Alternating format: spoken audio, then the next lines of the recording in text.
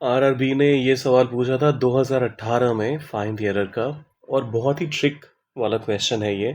तो इसको मुझे लगा डिस्कस करना ज़रूरी है आप लोगों के साथ, ख़ास तौर पे क्योंकि अब हम जब फाइंड द एरर को डिस्कस कर ही रहे हैं तो ऐसे वाले स्टेटमेंट्स भी आपको पता होने चाहिए।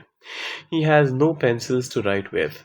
बहुत सारे लोग इसमें नो पेंसिल्स को मार्क कर देंगे। He has no pencil to write with, ये होना चाहिए, ये लग रहा है ना। लेकिन यहाँ दोनों ही करेक्ट होते हैं।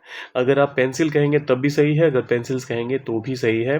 अगर आप कहते हैं he has no pencils to write with, कहने का मतलब कंप्लीट एब्सेंस है, कोई भी राइटिंग इंस्ट्रूमेंट उसके पास नहीं है।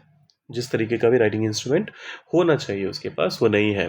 टू राइट विथ देखकर कंफ्यूज मत होइएगा। Whatever you use to write, whatever instrument you use to write something, you always use with that instrument.